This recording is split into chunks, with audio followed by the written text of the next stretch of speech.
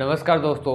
लोकसभा चुनाव रिजल्ट 4 जून को आने वाला है और यह डेट बहुत ही नज़दीक आ चुकी है और इस डेट का सभी को इंतज़ार है जो उम्मीदवार लोकसभा चुनाव मैदान में खड़े थे। दोस्तों, जैसे जैसे रिजल्ट का समय पास आ रहा है वैसे वैसे कुछ लोकसभा सीटों के जो आंकड़े हैं उनमें फेरबदल नज़र आ रहा है। दोस्तों, आज हम इस वीडियो में बात करेंगे राजस्थान की चूरू लोकसभा सीट और झुंझुनू लोकसभा सीट के बारे में, जहां पर कुछ समय पहले तक कांग्रेस के उम्मीदवार जीतते हुए नज़र आ रहे थे, लेकिन अब हम आंकड़ों की बात करें तो यहां पर यह आंकड़े बदलते हुए दिखाई दे रहे हैं। आप सभी को पता है कि रिजल्ट का समय है वो नज़दीक आ रहा है और 6 चरण हैं वो कंप्लीट हो चुके हैं, लेकिन 6 चरणों के बाद में ऐसा क्या हुआ कि जो सभी सट्टा बाजार हैं वो इन सीटों पर जो पहले कांग्रेस के उम्मीदवारों को जिता रहे थे वहीं अब वह भाजपा के उम्मीदवारों को जिता रहे हैं। दोस्तों, सबसे पहले आपको बता दें कि चूरू लोकसभा सीट में भाजपा की तरफ से देवेंद्र झाझड़िया मैदान में थे और कांग्रेस की तरफ से राहुल कस्वा मैदान में थे। राहुल कस्वा जो कि 2019 और 2014 के लोकसभा चुनाव में चूरू लोकसभा क्षेत्र से भाजपा की तरफ से मैदान में उतरे थे और दोनों ही चुनाव में वह जीतकर दिल्ली गए थे, और लेकिन इस बार उन्हें यहाँ से टिकट नहीं मिलने की वजह से वो कांग्रेस में शामिल हो गए और भाजपा पार्टी ने यहाँ पर देवेंद्र झाझड़िया को मैदान में उतारा था। दोस्तों, हम आंकड़ों की बात करें तो कुछ समय पहले तक यहाँ पर जो उम्मीदवार हैं कांग्रेस के राहुल कस्वा, उनका 20 से 25 पैसे का भाव चल रहा था, यानी कि उनकी जीत के आसार लग रहे थे। और यहाँ पर देवेंद्र झाझड़िया के कुछ समय पहले तक 1 रुपये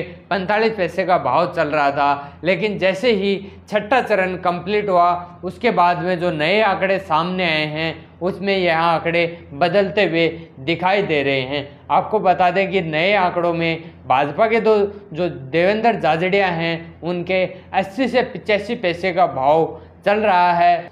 यहाँ पर राहुल कस्वा की हम बात करें तो राहुल कस्वा का यहाँ पर 1 रुपये 5 पैसे का भाव चल रहा है। अब दोस्तों, अब देखना यह है कि चूरू लोकसभा सीट पर राहुल कस्वा या देवेंद्र झाझड़िया दोनों उम्मीदवारों में से कौन सा उम्मीदवार होगा जो कि 4 जून को जीत हासिल कर पाएगा। दोस्तों, कमेंट करके ज़रूर बताएं। और अब हम बात करें झुंझुनू लोकसभा सीट के बारे में। झुंझुनू लोकसभा सीट पर भाजपा की तरफ से शुभकर्ण चौधरी और कांग्रेस की तरफ से विजेंद्र सिंह ओला मैदान में थे। कुछ समय पहले की हम बात करें तो सट्टा बाजार के हिसाब से जो भाजपा के शुभकर्ण चौधरी हैं उनका भाव 90 से 95 पैसे का चल रहा था और जो कांग्रेस के विजेंद्र ओला हैं उनका 10 से 15 पैसे का भाव चल रहा था। दोस्तों, आपको बता दें कि जिस उम्मीदवार का भाव कम चल रहा होता है वह उम्मीदवार उस उम्मीदवार की जीत के आसार ज़्यादा रहते हैं,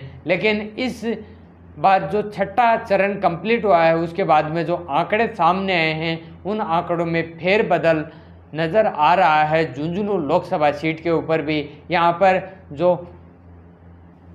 शुभकर्ण चौधरी हैं उनका 25 से 30 पैसे का भाव है वो आ गया, और वहीं विजेंद्र ओला की हम बात करें तो 60 से 65 पैसे का भाव उनका चला गया। लेकिन अब देखना यह है कि इन दोनों उम्मीदवारों में से जो सट्टा बाजार हैं वो आंकड़े पेश कर रहे हैं वो कितने सही रहते हैं या कितने गलत रहते हैं। आपको बता दें कि यहाँ पर शुभकर्ण चौधरी जो कि 2023 के विधानसभा चुनाव में उदयपुराटी विधानसभा क्षेत्र से चुनाव हार गए थे, बीजेपी की तरफ से यहाँ पर वो चुनाव लड़े थे। और जो कांग्रेस के विजेंद्र सिंह ओला हैं वो झुंझुनू विधानसभा क्षेत्र से विधायक भी हैं, जो कि इस बार झुंझुनू लोकसभा क्षेत्र से कांग्रेस की तरफ से चुनाव लड़ रहे थे। दोस्तों,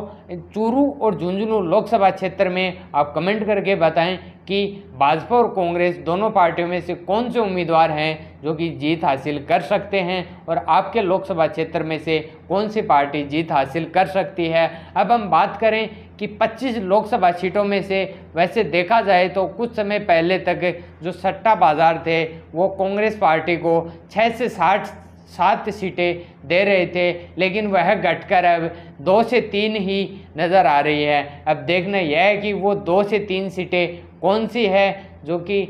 कांग्रेस के उम्मीदवार जीत सकते हैं। दोस्तों, आपने अभी तक हमारे चैनल को सब्सक्राइब नहीं किया है तो ऐसी और जानकारी पाने के लिए चैनल को सब्सक्राइब ज़रूर कर लें। धन्यवाद।